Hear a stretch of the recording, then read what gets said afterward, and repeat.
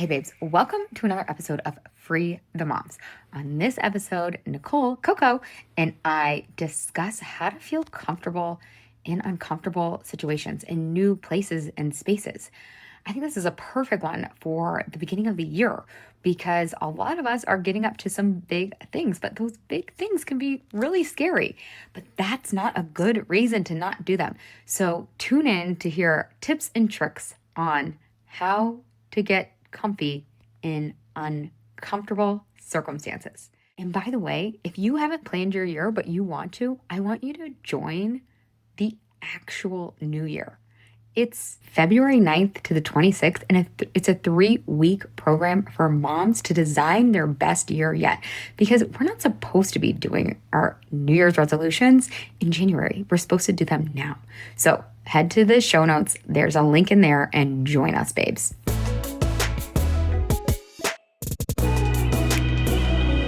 Okay, what's the topic, Nicole? The topic is how to be comfortable in new spaces, and defining new spaces as relationally, a new job, maybe even it's an actual physical environment, like you're going to a party and you only know one person, like how to be comfortable in new spaces. And that runs the gamut. So you fill that in however you like. But I think the reason I wanted to ask that as the topic is because everybody that's on any kind of a journey, anytime you're trying to grow, you're going to be faced with these new predicaments where the energy is different, or you don't know someone, or you're not completely elevated and confident in yourself. And then you have to still continue to show up and sometimes work or speak or like be the expert. So I'm just wondering, how do you find ease in those new spaces? And you said it was a trick.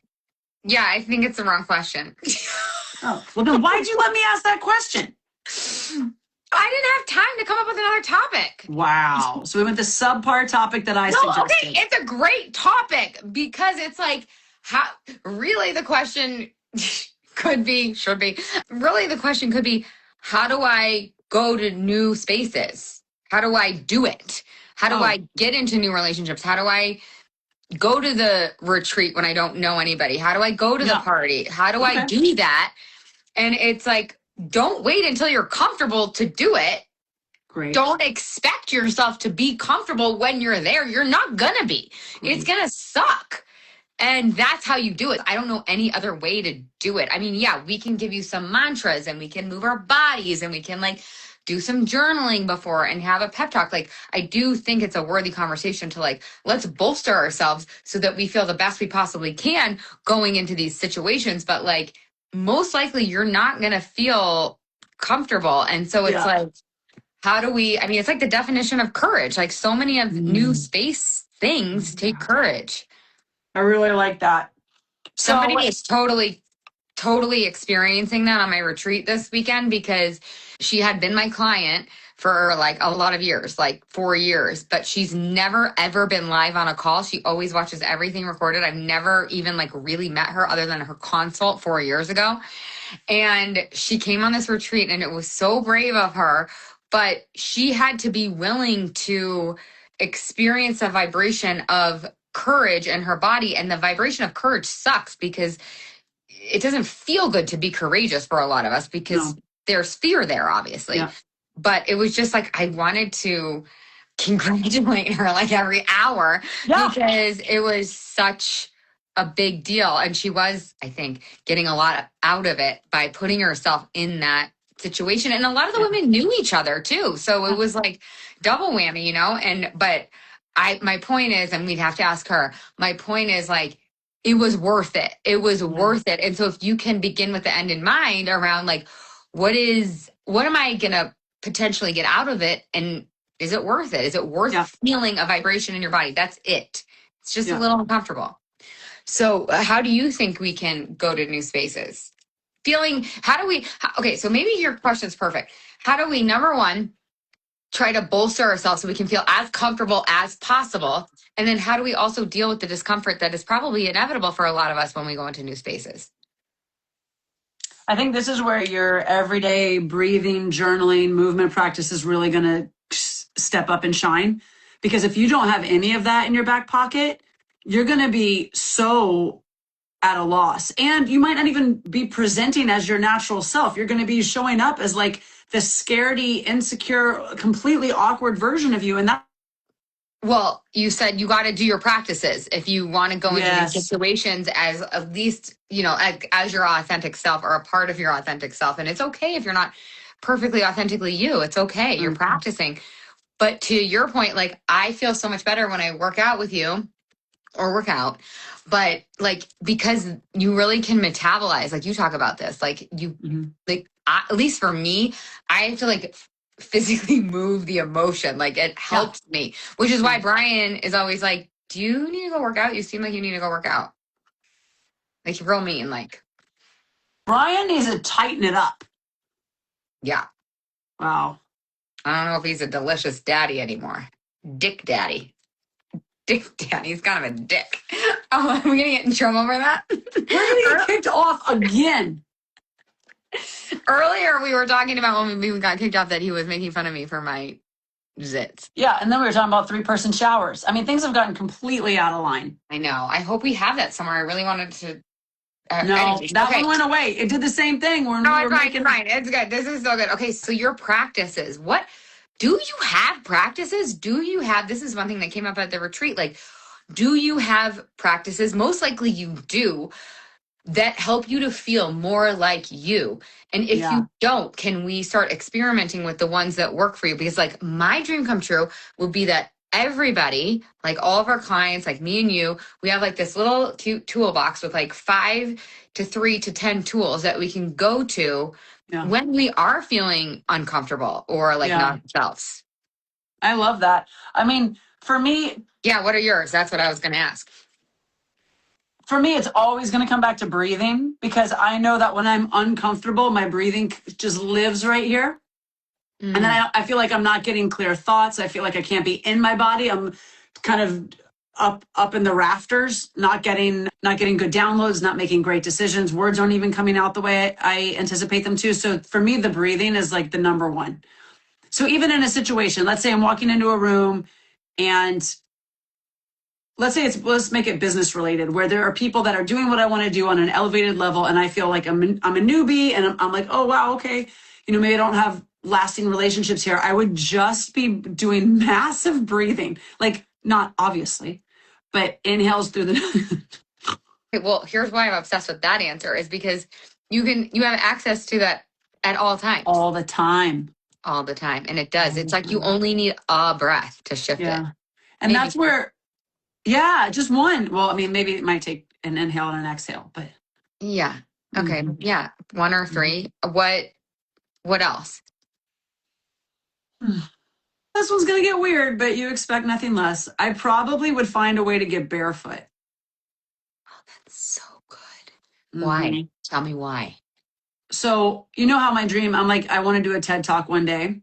But I want to do it barefoot because I have learned Nicole in heels is like some kind of like injured Bambi. And it doesn't matter how long I've worn heels, I've danced in them professionally, I can like strut with the best of them. But me just being Nicole in heels it just feels stupid. And I'm like, when I'm barefoot, I know who I am. I'm grounded with the earth. There is no question. That's just my natural habitat. It's just barefoot and happy. So I would find some way to get barefoot. Okay, great. Not great. You weren't impressed? No, like somewhere, like just any, like, what do you mean somewhere? Like, well, do you have to be outside? Do you like to like do it outside? I would love to be outside. Like I would go outside and put my feet in the grass. And if I had to put the stupid heels back on, I might. But yeah, it would be first and foremost, how do I ground down? So good. Okay, so breath, grounding, like both very free. Yeah. It's like the hippie in me has to come out. Yeah. Okay. What practices do you do that help you to feel a little more comfortable in uncomfortable situations? I will, and this one is maybe not great, so you can coach me. I will become more of an observer at first. Instead of coming in like hot and heavy with my personality. There is a portion of me that is introverted. I mean, she's this much, but when I tap into her and I become more of a witness, I become more of an observer of the environment, then I can figure out who are my natural connectors. Like where Oh, I'm like, oh, that person I would connect with. But if I come in at yeah. 110 miles per hour in my heels, we are not off to a great start because I would just be like, Yeah. I think I could use that advice. I don't think there's coaching on that. I think that's a great one. That mhm. works for you. Why is It that a does. problem? That's a great strategy. Okay, cool. Thanks for approving. Well, you're getting into more like uncomfortable potentially situations maybe in your life. So what else have you been Mm. doing? Mm. Anything else? What are we referencing? I don't know because I don't know if I'm allowed to say things. Oh God. Okay. You should be thanking me for being, a little bit No, I guarded. always thank you. I always thank you for your wisdom. I'm in more uncomfortable spaces because there's a lot to unpack about your own ideals when you start dating people at this age. What do you mean ideals? So I know my core values. I know that like the top three that are absolute non-negotiables for me, and there's a longer list of Okay. that. But it's more about me embodying the femininity of Nicole Mm, versus coming in with the checklist that Nicole loves. Nicole, and the Nicole loves third. a checklist. I don't Yeah, really want to go. I love a checklist. Okay. Want me to tell you some things I like from my toolbox that make me feel Uh-huh. good? Yeah. One thing Redirect. well, I thought maybe you want to redirect. Is I that what do. you want? Okay. I do want to. So, one thing I thought you were going to say that I've been using more and more lately is like, I think that we get nervous going into new situations because there's uncertainty. Yeah. And that's like what's also maybe exciting, maybe not about Yes. the maybe. Yes. You might be able to take that thought or that might feel like too much of a stretch, but I really like to like give it up to God. Oh yeah. I really like to remember like this is on purpose. Like I'm supposed to be here or I wouldn't. Like Yes. maybe I have a chat with my spirit guides. Like I was doing Yes. a talk on a panel, which I don't do very often. And I was just, we had a little moment, me and the spirit guides before. And that really helped me because I'm like, Yeah. I'm just going to channel. You're just going Yeah. to, like, Yeah. this is up to you. Like, I'm Yeah. just here as your puppet. Yeah. And can you just take over? And it feels like really, for me, that feels really grounding. And it like alleviates some of the discomfort. I was still a little uncomfortable. And I also will say this is interesting that this is coming up because I actually noticed, not with that panel, but with my TEDx talk, I was actually kind of grateful for a little bit of the discomfort, a little bit of the Mm. nerves.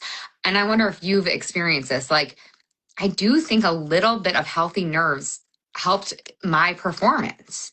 Oh, Oh, is this like a 100%. no brainer? Okay.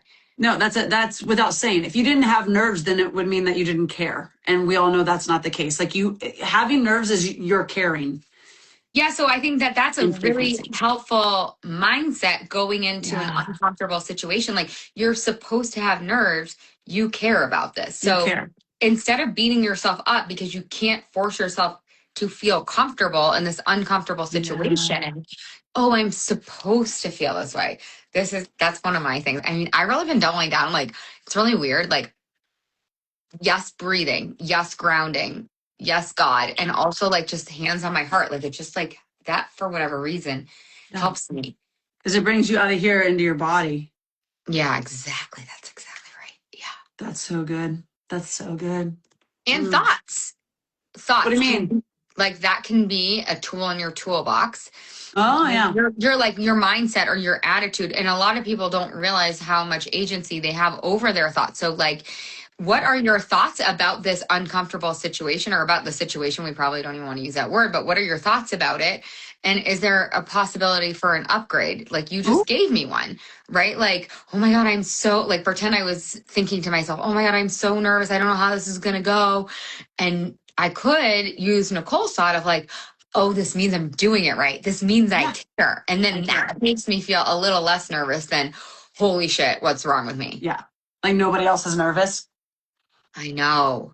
Every time I watch a speaker get on stage, I think to myself, Where are they between 1 and 10? Like they're like Lori Harder posted a video of herself, like going up the stage. You see all the people just recently, right? And you see her from behind walking up there and she looks so chill. And I guarantee you, as professional and as many stages as Lori's been on, she was probably like, yeah.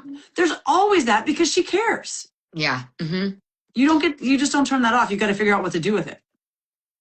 Well, I think that you and probably me are also like that. I'm sure that most people, because we do come across confident. So if we are confident and you think we're confident and you think we're not nervous and we're telling you we're nervous, it's proof that everyone is nervous and maybe we're just supposed to be. Maybe we are. Getting comfortable and I do think the more you do it, I do believe it's like a muscle. The more you do it, the easier it gets because you show yourself that you didn't die, which is like what you're afraid of. Exactly. And then maybe that sort of energy, that nervous energy turns into excitement and it becomes, just a slightly different frequency. So you're not sick to your stomach and shaking, but maybe more just like jazzed. And then you have more ideas. Maybe you're able to download better with more clarity. Who knows? Yeah, well, I think nerves or anxiety is like a sister or a cousin to the feeling of excitement. So sometimes that works. I'm like, oh, this is just me being really excited. Yeah. And sometimes it works and sometimes it doesn't. Yeah, moving my body. Anything else, Nicole? I was just going to say drinking heavily, but I guess that's not appropriate. I'm just kidding. You know me, I think it's appropriate. I know. I'm the one who doesn't drink. I was just kidding.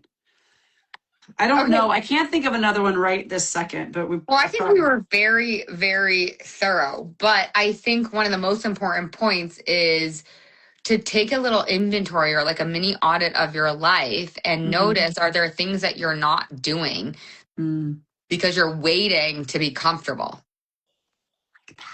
Like, are there things that you kind of want to do, but you're scared or you're nervous? It's just that vibration in your body. All fear is a vibration in your body. And it's just never a good reason to not do your dream.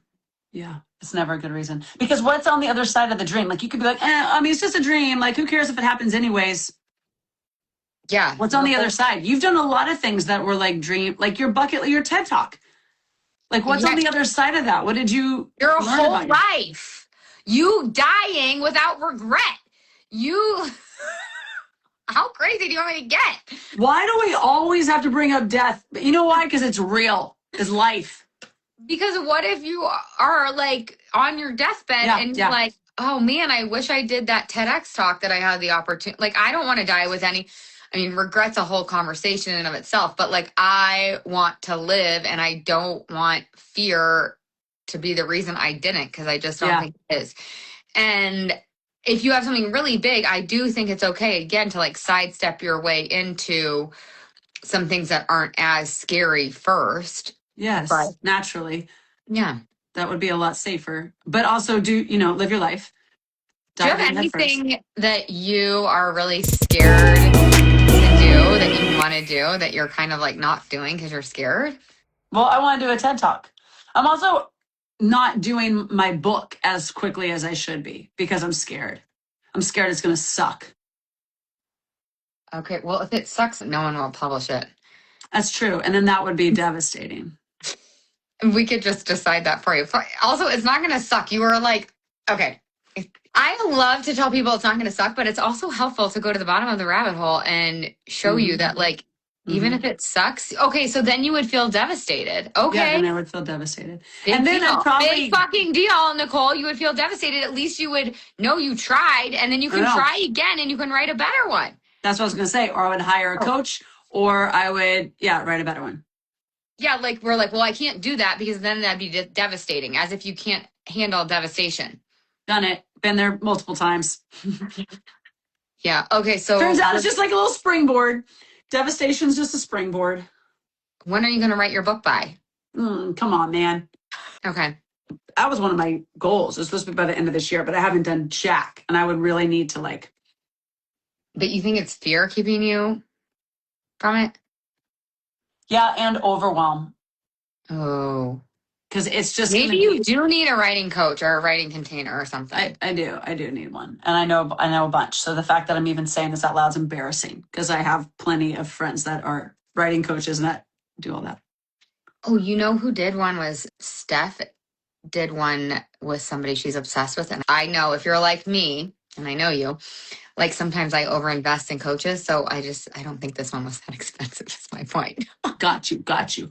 I also, this is bad, but I put it into Chat GPT Yeah. and it was incredibly helpful. Like Yeah. so helpful. Go ahead. Sorry. I was just going to say, not only in like trying to figure out the arc of what I'm trying to say, because I feel like I have a couple separate stories in there, but it broke that down and it was like, you have this option, this option, and this option. Like with what you've done so far, you could go in these 3 different directions. And if you want me to help you, I was like, okay. Yeah. And that's where I think that people are going to be paying for accountability coaches. Yeah, exactly. Because like exactly. chat can help with so much of the like knowledge based stuff, but like it can't really help with accountability. I mean, I can't guess call it and can, be like, but did you actually write, or did you just print that out and leave it on your desk? Exactly. I hope they don't make that robot. No. They're going to make other dumb stuff before that. Okay. All right, good. Okay. Do we need to tell them anything else about how to be comfortable in new situations? I think new, well, like also just really, really quick, new is inherently uncomfortable because you have a lower brain and your lower brain likes familiar. So like, yes. Okay. So that's good to say. All of this is natural and you're not going to get away from uncomfortable because as long as you're alive, you're going to be faced with situations. I mean, I hope, unless you're just freaking flatlining your way through life. What a terrible thing. Well, exactly. Yeah, exactly. No and way. Even if you're flatlining, you're probably going to feel like this is like, sometimes I feel negative emotions in my business, or I feel scared, or I feel doubtful, or I feel disbelief, or whatever.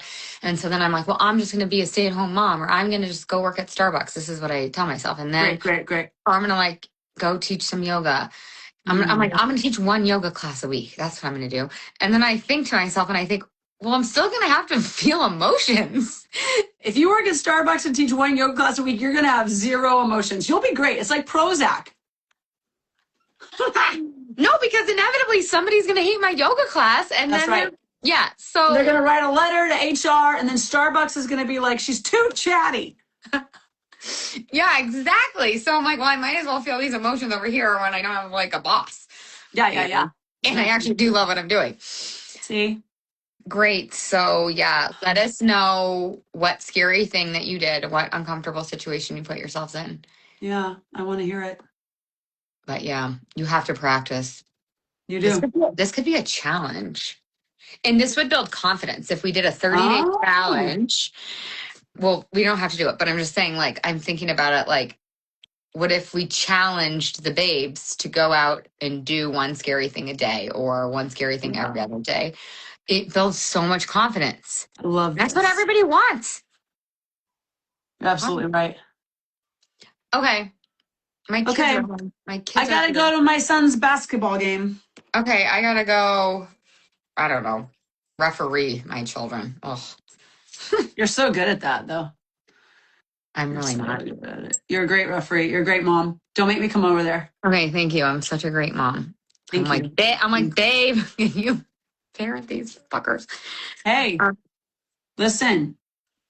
He can show up and be a participant if he's going to pop zits on if he's going to comment about zits, and he can show up and be a parent. Yeah, he will. Okay, I love you. I love you. Okay, bye. Bye.